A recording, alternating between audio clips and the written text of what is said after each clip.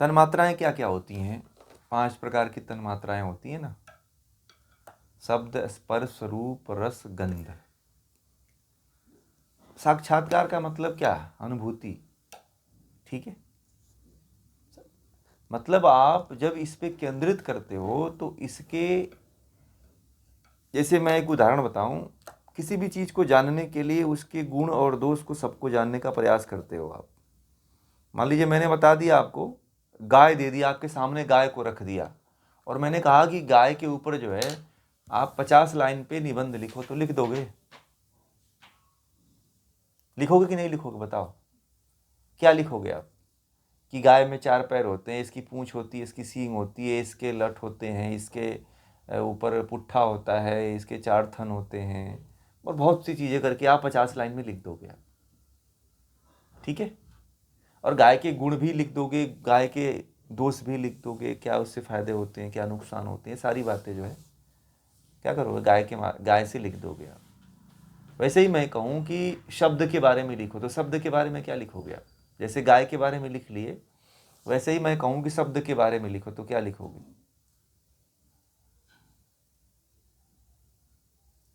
कुछ दिमाग, कुछ तो दौड़ाइए। जैसे गाय पे आपको बताया गया वैसे थोड़ा सा दिमाग दौड़ाइए। हाँ, शब्द के रूप में भावनाओं से, हर समय शब्द ही तो चल रहा है। हर समय तो लोग कहते हैं ना कि शब्द का बाण मार रहा है ये तो है शब्द भेदी बाण चल रहे हैं राजा दशरथ को शब्द भेदी बाण का पता था। और उसे वो स्वीकार कर लिए। राजा दशरथ जो है शब्द भेदी बाण चलाते थे कि नहीं चलाते थे? श्रवण कुमार का शब्द भेदी बाण से ही तो वध कर दिए हैं। तो संसार में शब्द के बारे में जानना, जब आप ध्यान में बैठो तो उस परम शब्द को सुनने का प्रयास करो। वह शब्द है प्रणव, ओम। जो आपके भीतर गुंजायमान होता है वह होता है नाद के द्वारा, और नाद है हठयोग का विषय। ठीक है, तो हठयोग की कुछ क्रियाएं भी आना चाहिए योगी को, कि वह योगी जो है इस नाद को सुन सके। ठीक है, तो नाद कितने प्रकार के होते हैं? तो नाद की 4 अवस्थाएं, 5 अवस्थाएं बताई गई हैं। ठीक है, वहां से शब्द का साक्षात्कार होता है। थोड़ा सा प्रयोग में जानना है। अब नाद पढ़े हैं ना आप? नाद के विषय में जानते हैं आप? हाँ, आरंभ, घटावस्था, परिचय अवस्था, है ना। और उसके आगे अभी आप जो योग बीज पढ़ोगे तो वहां पे भी नाद के बारे में जानने का आपको अवसर मिलेगा। फिर जो ये आपका नाद का साक्षात्कार जो है भ्रामरी प्राणायाम में भी होता है। ठीक है, नाद का साक्षात्कार जो है भ्रामरी प्राणायाम के क्रियात्मक रूप से भी नाद का साक्षात्कार होता है। जैसे कि नाद का साक्षात्कार करने के लिए बताऊं तो अब ये विषय प्रैक्टिकल का विषय है।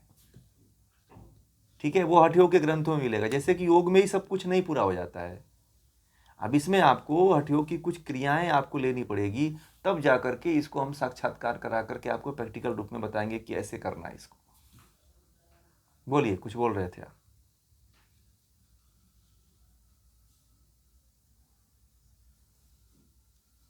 हाँ, झिंगुर झिंगुर झिंगुर की जैसी आवाज आती है, ऐसे ही आवाज आपको जब आप भ्रामरी प्राणायाम करते हो ना, तो ऐसे ही शब्द आपको अपने भीतर से सुनाई देते हैं।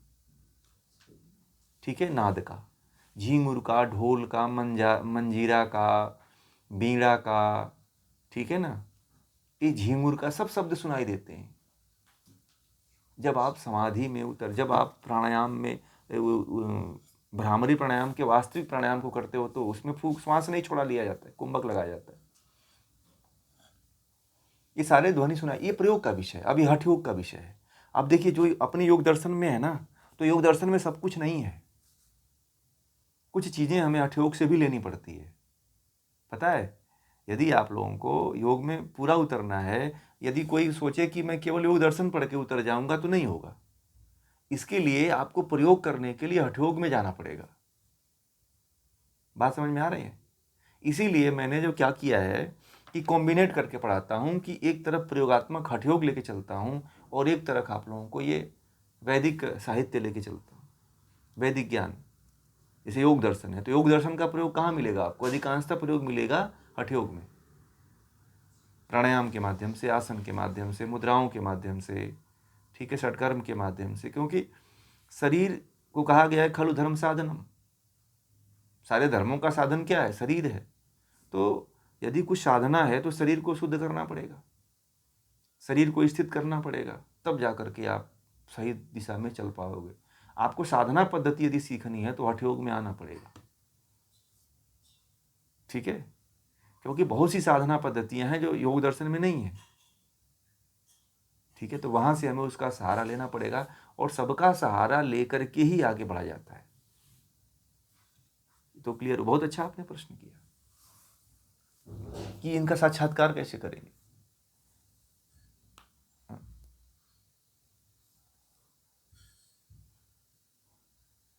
हाँ, और स्पर्श और रूप का भी हो जाएगा ना, स्पर्श और रूप का भी साक्षात्कार है। जो धारणा है ग्रहण संहिता में बताई गई है, जो धारणा बताई गई है, 5 प्रकार की धारणा है उसमें, वायु धारणा, आकाशीय धारणा, ठीक है ना। जब इन धारणाओं का जब साक्षात्कार जिस समय आपका होता है उसी समय तन मात्राओं का भी होता है हठयोग में। तो अब हठयोग में नहीं जाएंगे तो फिर हठयोग के ग्रंथों में, जैसे कि अब ये हठ रत्नावली है, ग्रहण संहिता है, सिद्ध सिद्धांत पद्धति है, योग बीज है, तो उसमें सब कोरिलेट है सारा एकदम। ये जो आप साक्षात्कार का विषय जो पढ़ रहे हैं ना, उसमें पूरा टोटली है। अभी हमने जो गोरख संहिता पढ़ाया उसमें सब कुछ था।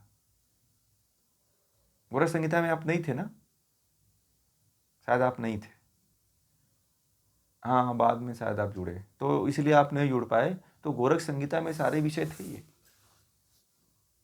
वहाँ पे साक्षात्कार होता है। अभी गोरख संहिता का हमें प्रैक्टिकल करवाना बाकी रह गया है। अभी अभी हमने डेट बढ़ा दिया है इसका, योग बीज का थोड़ा, योग बीज का डेट इसीलिए बढ़ाया कि उसका प्रैक्टिकल बताना हमें रह गया है, तो टाइम ही नहीं मिला है कि उसको बताएं। तो उसको बता देंगे तो आप लोगों को ये जानकारी अच्छी तरह से हो जाएगी। ये ना, इसका प्रयोग हठयोग में आपको जानने के लिए मिलेगा। स्पर्श का करना है, जैसे मान लीजिए कि स्पर्श का अनुभव करना है, अनुभूत करना है, तो स्पर्श के लिए जैसे आपको एक तरह से सरल तरीका से इस तरह से समझ सकते हैं कि जैसे मान लीजिए एक बच्चा है, ठीक है, उदाहरण के तौर पे उदाहरण दे करके समझा रहा हूँ। एक बच्चा है तो वो किसी का भी बच्चा हो सकता है, चाहे कुत्ते का बच्चा हो, चाहे बिल्ली का बच्चा हो, चाहे मनुष्य का बच्चा हो, चाहे किसी का भी बच्चा हो। आप जैसे ही बच्चा देखते हो आप उस तुरंत उसे छूने या पकड़ने की कोशिश करते हो। और जैसे मान लीजिए फूल है तो फूल को देखा तो आप क्या करते हो? तोड़ने का मन होता है। हरी पत्तियां देखा तो उस पर हाथ ऐसे फेरने का मन करता है, ठीक है, होता है कि नहीं होता है? ठंडा पानी लग रहा है तो आप उसे क्या करोगे? आप, गर्मी का दिन है तो व्यक्ति सोचता है कि बर्फ में हाथ डाल करके रखूं। गर्मी पड़ती है तो अभी इस समय क्या कर रहे होंगे आप? किसका स्पर्श कर रहे होंगे आप? अग्नि का, अग्नि का। भाई अलाव जलाते होंगे ना तापने के लिए इसे, तो ये भी अग्नि का स्पर्श ही तो है। वायु से भी, जैसे कि मान लीजिए बहुत गर्मी हुई तो आप पंखा तेज कर देते हो, उसका भी स्पर्श कर रहे हो आप। अब स्थूल रूप से देखा जाए तो किसी व्यक्ति को आप टच करने की सोचते हो, स्त्री का, पुरुष का, पशु का, जीव का, जंतु का स्पर्श करते हो। कोई कोई कुत्ता आ गया तो उसको जरूर ऐसे सहलाते हो थोड़ा सा। कोई पशु है, गाय है, तो थोड़ा गाय अगर आपके पास होगी ना तो गाय को थोड़ा सहला दो ना तो आपके पास एकदम पूंछ लाने लगे, एकदम आपको छोड़ने की उसको आनंद आता है, मजा आता है। गाय को जाइए तो आप सहलाना शुरू कर दीजिए। देखिए गाय के अंदर सहलाने से क्या होता है कि उसके जो दिव्य गुण होते हैं आपके अंदर प्रवेश करते हैं, इसलिए गाय को जरूर सहलाना चाहिए, ठीक है। तो इसको आप ऐसे अनुभूत, पहले तो आपको इस स्थूल भूत में आना पड़ेगा, ठीक है। पहले इसका अनुभव करने के लिए स्थूल भूत का पूरा पहले नॉलेज लीजिए।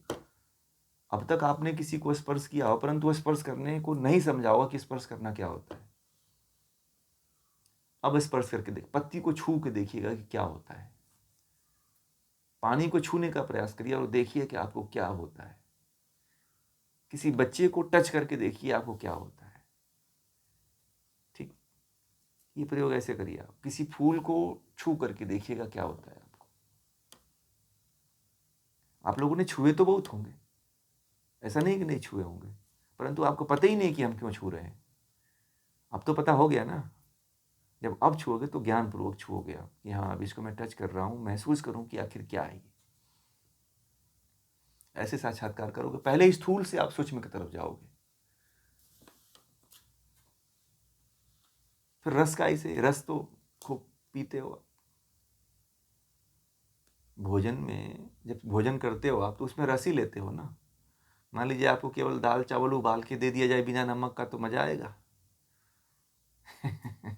नहीं मजा आएगा। कोई भोग खाते हो, कोई मसाला खाते, कोई चाट पूरी में क्या होता है? रस ही तो लेते हो ना आप। पानी पूरी खाते हो तो उसमें क्या खाते हो आप? रस ही का आनंद लेते हो।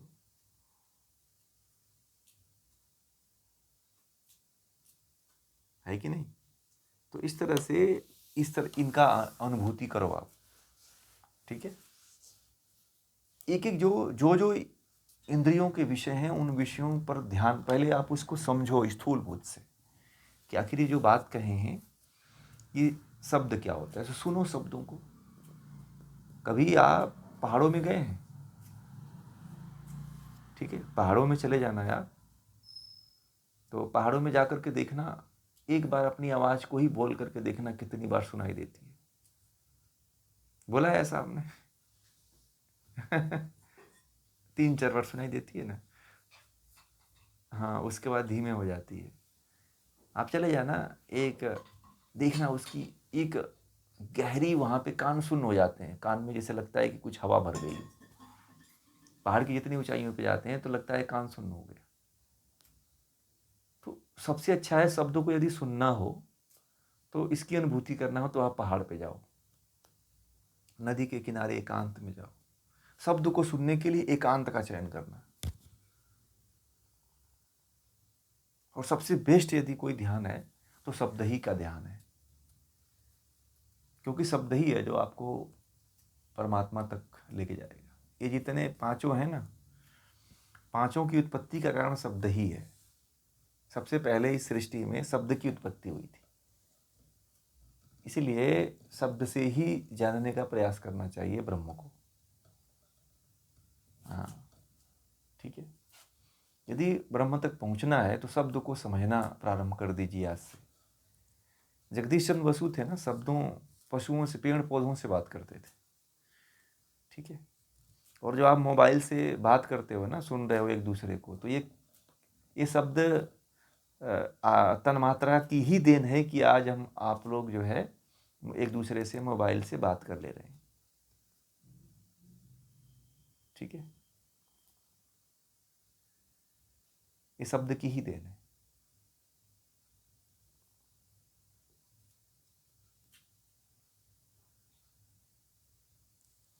क्लियर हुआ? ऐसे ध्यान करना प्रारंभ करिए। कभी आप लोग एकांत का चयन करो आप लोग, और एकांत में ऐसे जहां नेचुरल हो। ये नहीं घर में एकांत में, रूम में बंद के नहीं। ये तो फिर झगड़ा आएगा, किसी की आवाज़ आएगा, किसी को चिल्लाने की आवाज़ आएगा, टीवी की आवाज़ आएगी, गाने की आवाज़ आएगी, इसमें ही उलझ के रह जाओगे फिर।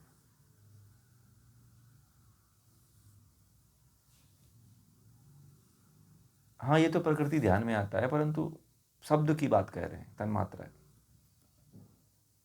इसके लिए अलग ही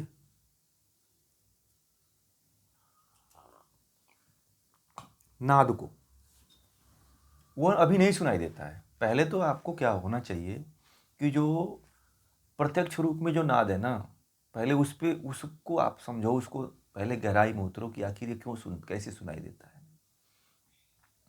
जब आप स्थूल को समझ जाओगे ना, तो फिर जो सूक्ष्म है उसके तरफ आसानी हो जाएगी। आप फिर उसमें स्थूल को त्याग करके सूक्ष्म की तरफ बढ़ जाओगे आप। यदि स्थूल सुन चुके हो आप शब्दों को, तो फिर एकांत में जाओ आप।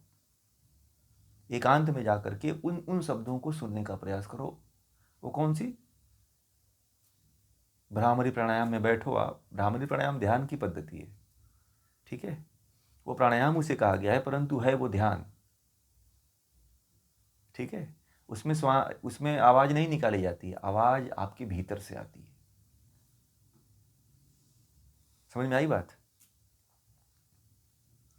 हाँ, केवल कान बंद करके बैठते हैं उसमें, बाकी उसमें कोई आवाज नहीं आती है। हाँ, वो नाद सुनाई देने लगता है आपको। एक दिन में नहीं देगा, उसको टाइम लगेगा। उसमें घंटों घंटों, दो दो घंटों, दो दो तीन तीन दिन बैठना पड़ता है।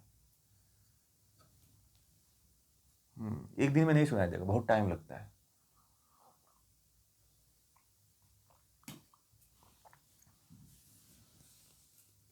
समझ में आई बातें?